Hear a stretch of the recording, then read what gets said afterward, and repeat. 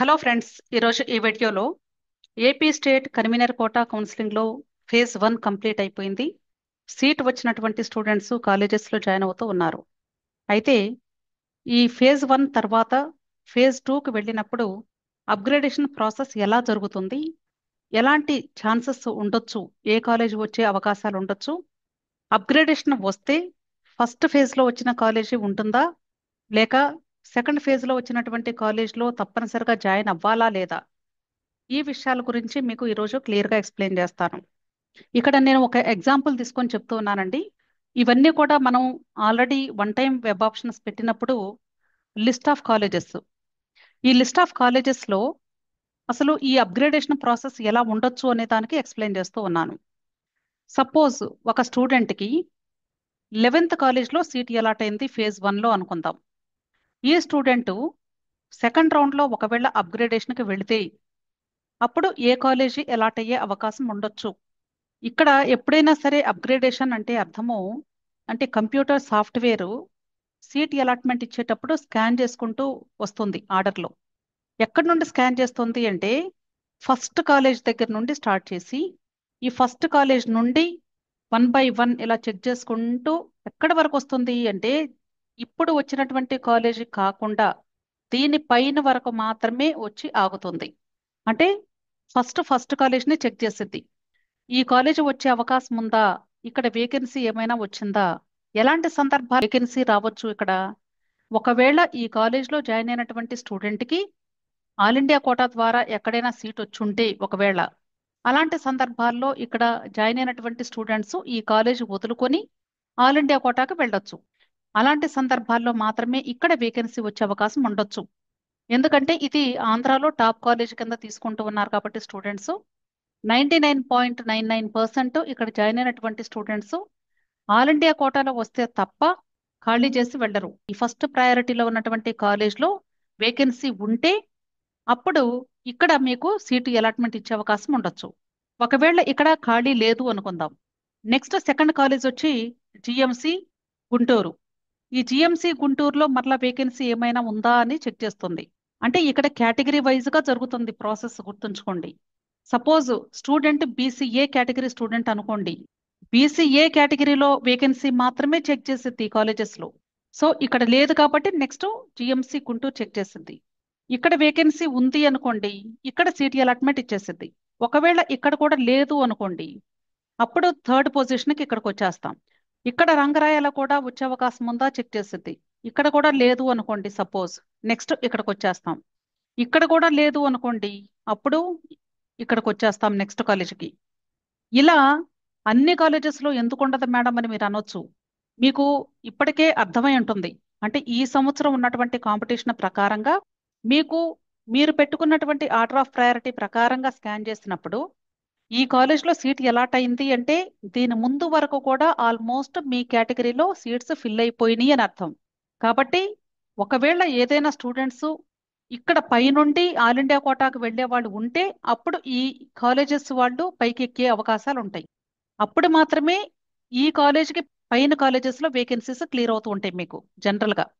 ఎందుకంటే ఎక్కువగా ఎప్పుడు కూడా ఎలా ట్రై చేస్తారంటే స్టూడెంట్స్ గుంటూరులో వాళ్ళు ఏఎంసీ వస్తుందేమో ట్రై చేస్తారు. అలాగే ఆర్ఎంసీ వాళ్ళు ఇక్కడికి ట్రై చేసుకుంటారు. అంటే ఈ 2 పొజిషన్స్లో వేకెన్సీ వస్తుందేమోనని. అలాగే ఇక్కడ కర్నూలు వాళ్ళు ఇక్కడ ఈ 3 పొజిషన్స్లో వేకెన్సీ వస్తుందేమో చూసుకుంటూ ఉంటారు. ఇలా పొజిషన్స్ పైకి వెళ్తూ ఉంటారు. అప్పుడేమవుతుంది మీకు, మీరు శ్రీకాకుళంలో ఉన్నారు, మీరేం చేస్తారు, ఇక్కడ నుండి ఈ కాలేజ్లో రావచ్చు, ఇలా రావచ్చు, ఇక్కడ ఇలా అంటే స్టెప్ బై స్టెప్ మాత్రమే ప్రాసెస్ జరుగుతూ ఉంటుంది, గుర్తుంచుకోండి. సో ఈ ప్రాసెస్లో మీకు ఎగ్జాక్ట్గా ఒంగోలులోనే వస్తుందని కాదు. అంటే అవకాశం ఎలా ఉండొచ్చు అంటే సుమారుగా మీకు దీనికంటే ఒక 2-3 స్టెప్స్లో మీకు కాలేజెస్లో వేకెన్సీ క్లియర్ అయితే అవకాశం ఉండొచ్చు. ఉండొచ్చు అంతే, ఖచ్చితంగా ఉంటుందని కాదు. అప్గ్రేడేషన్ రావచ్చు రాకపోవచ్చు, గుర్తుంచుకోండి. అంతేగాని ఒకేసారి టాప్ కాలేజెస్లో అయితే మాత్రం అవకాశాలు వచ్చేది చాలా తక్కువగా ఉంటుంది. జస్ట్ మీకు వచ్చినటువంటి కాలేజ్ దగ్గర నుండి ఒక 2 or 3 కాలేజెస్ వరకు మీకు ఏమైనా ఛాన్సెస్ ఉంటే ఉండొచ్చు. అంతేగాని అంతకంటే ఎక్కువ మంచి కాలేజెస్ వస్తాయనేది మాత్రం కొంచెం డిఫికల్టీనే. అర్థమైంది కదండి. అంతేగాని ఇక్కడ ఈ కాలేజ్ ఆల్రెడీ ఎలాట్ అయిపోయింది కాబట్టి అప్గ్రేడేషన్ అనేది ఇంకా నెక్స్ట్ కాలేజెస్ కి అసలు మూవ్ అవ్వదు. మీ సాఫ్ట్వేర్ గుర్తుంచుకోండి. ఇక్కడికి ఈ కాలేజెస్ ఏది కూడా చెక్ చేయదు. ఓన్లీ మీకు వెరిఫికేషన్ ఎంతవరకు జరుగుతుంది అంటే ఈ పార్ట్ వరకు మాత్రమే మీకు స్కానింగ్ జరిగితే వెరిఫికేషన్ జరుగుతుంది. వీటిల్లోనే ఏదైనా అవకాశం ఉంటే మీకు సిటీ అలాట్మెంట్ వచ్చే అవకాశం ఉంటుంది. సో ఇక్కడ కూడా లేదు. సో ఇక్కడ కూడా లేదు అనుకుందాం. ఇక్కడ కూడా లేదు. ఇప్పుడు ఒకవేళ కానీ మీకు ఏదైనా వేకెన్సీ వచ్చి ఇక్కడ ఖాళీ వచ్చింది అనుకోండి, సపోజ్ ఇక్కడ వేకెన్సీ వస్తే ఇక్కడ సిటీ అలాట్మెంట్ వచ్చే అవకాశం ఉండొచ్చు. ఇది ఎప్పుడు? ఫేజ్ టూలో. అర్థమైంది కదా? ఫేజ్ టూలో అప్గ్రేడేషన్ ఇక్కడ వచ్చి ఉండొచ్చు బహుశా మీకు. ఒకవేళ మ్యాక్సిమం పాసిబిలిటీ తీసుకున్నా కూడా కొంచెం మీరు ట్రై చేసుకుంటే, అంటే ఇక్కడ మనకి ఎస్వియు కాలేజెస్ కూడా ఉన్నాయి కాబట్టి అవి తీసేస్తే ఇక్కడికి వచ్చే అవకాశం కూడా ఉండొచ్చు, చెప్పలేము. అంటే మూవ్మెంట్ ఎలా ఉంటుంది అనేది మనం ప్రెడిక్ట్ చేయలేము, స్టూడెంట్స్ ముందుకు మూవ్ అవుతుంటే తప్ప. ఓకే. సో మ్యాక్సిమం పాసిబిలిటీ వచ్చేసి ఇక్కడ మాత్రమే ఉంది అనుకుందాం. అంటే ఇక్కడ మీకు ఫేజ్ టూలో వచ్చేసింది సీటు. ఇప్పుడు ఏమవుతుంది మీకు ఇమ్మీడియట్ గా?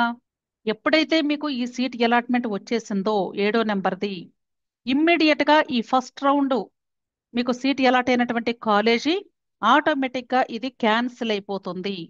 గుర్తుంచుకోండి. వన్స్ మీకు సీట్ అలాట్మెంట్ రెండో రౌండ్ లో అప్గ్రేడేషన్ కానీ వస్తే ఫస్ట్ రౌండ్ లో వచ్చినటువంటి సీటు ఇమ్మీడియట్ గా క్యాన్సిల్ అయిపోతుంది. ఇది క్యాన్సిల్ అయిపోయింది అంటే ఇక్కడ మీకు సీటు లేనట్లే లెక్క. సో కంపల్సరీ 100% మీరు ఇక్కడికి వెళ్ళి జాయిన్ అవ్వాల్సిందే. మీకు ఇష్టం ఉన్నా లేకపోయినా మీరు కంపల్సరీ జాయిన్ అవ్వాల్సిందే. మీరు ఒకవేళ ఇక్కడ జాయిన్ అవ్వడం ఇంట్రెస్ట్ లేదు అనుకోండి, ఇది నచ్చలేదు ఇప్పుడు వద్దు అనుకుంటున్నారు అనుకోండి, అలాంటప్పుడు ఏమవుతుంది? ఇది క్యాన్సిల్ అవుతుంది, అలాగే ఇది కూడా క్యాన్సిల్ అవుతుంది.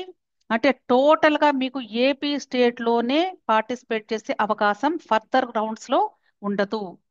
ఇంకా అంటే ఈ సంవత్సరానికి 2024కి ఏపీలో మీరు పార్టిసిపేట్ చేసే అవకాశం పూర్తిగా కోల్పోయినట్లే లెక్క. అర్థమైంది కదా? సో మీకు అప్గ్రేడేషన్ ప్రాసెస్ ఎలా ఉంటుంది అనేది ఒక ఎగ్జాంపుల్ తీసుకొని చెప్పాను. ఇంకొక ఎగ్జాంపుల్ కూడా చెప్తాను మీకు. సపోజ్ ఇక్కడ 17వ నెంబర్ కాలేజీ సీట్ అలాట్ అయింది ఫేజ్ 1లో అనుకుందాం. ఈ స్టూడెంట్ కి సుమారుగా ఎంతవరకు అవకాశం ఉండొచ్చు అంటే ఇక్కడ నుండి ఒక 4 or 5 కాలేజెస్ అనుకోండి, సపోజ్ మ్యాక్సిమం. అంతకంటే ఎక్కువ ఛాన్సెస్ అయితే ఉండకపోవచ్చు అనుకుంటున్నాను నేను. మ్యాక్సిమం ఛాన్సెస్ వీటిల్లో ఎక్కడో ఒక చోట ఏదన్నా వేకెన్సీ వస్తే రావచ్చు, అంతే. వచ్చినప్పుడు ఏమవుతుంది? ఒకవేళ కానీ సపోజ్ ఈ పొజిషన్ లో మీకు అప్గ్రేడేషన్ వచ్చింది అనుకుందాం, అప్పుడేమవుతుంది? ఇది ఫేజ్ టూలో మీకు అప్గ్రేడ్ అయింది కాబట్టి వెంటనే ఏమవుతుంది? ఈ సీట్ క్యాన్సిల్ అయిపోతుంది.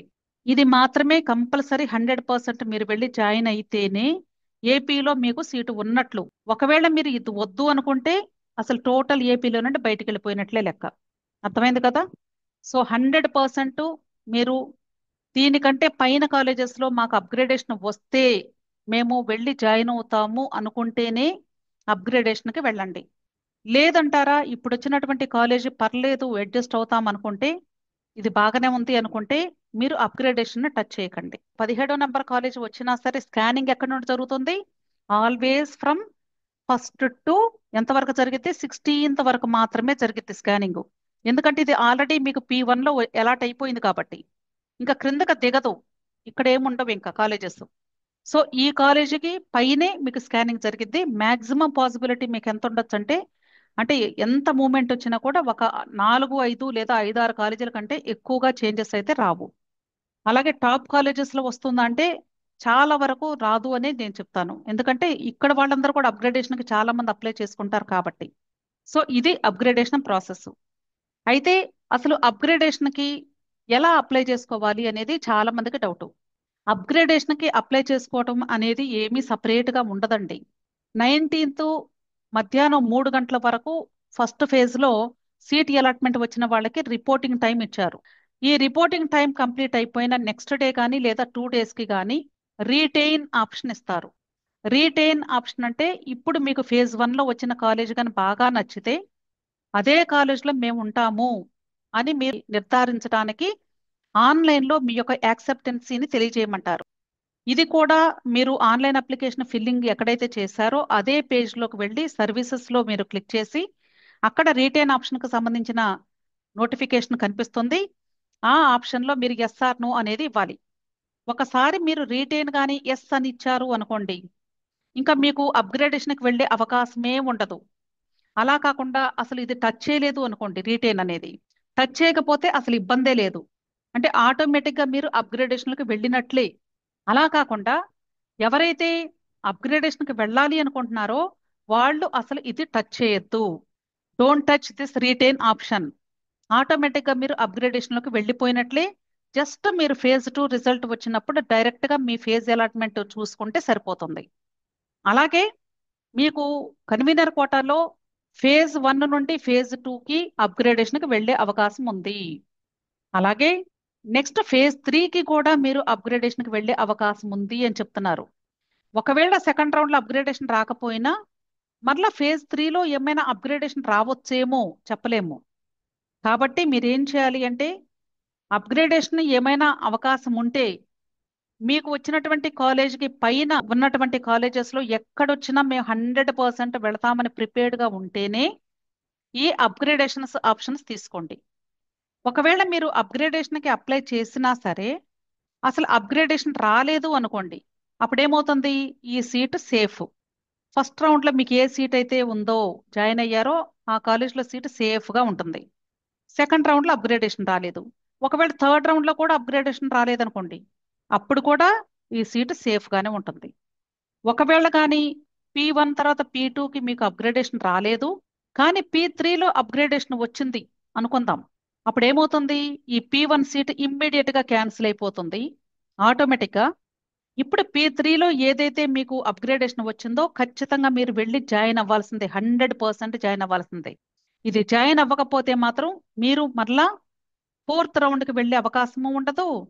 అంతేకాదండి, థర్డ్ ఫేజ్ తర్వాత మీరు ఒకవేళ కానీ జాయిన్ అయినటువంటి కాలేజీ నుండి బయటికి వెళ్ళాలి అంటే ఖచ్చితంగా మీరు డిస్కంటిన్యూషన్ ఫీజు కట్టి మాత్రమే మీరు బయటకు వెళ్ళాల్సి వచ్చింది, గుర్తుంచుకోండి. అంతేకాని మీకు పర్మిషన్ ఇవ్వరు. ఎందుకంటే రీజన్ ఏంటంటే మనకి ఫేజ్ 1 తర్వాత ఫ్రీ ఎగ్జిట్ ఆప్షన్ ఉంది. ఫ్రీ ఎగ్జిట్ అన్నా లేదా రిజిగ్నేషన్ అన్నా సేమ్ మీనింగ్.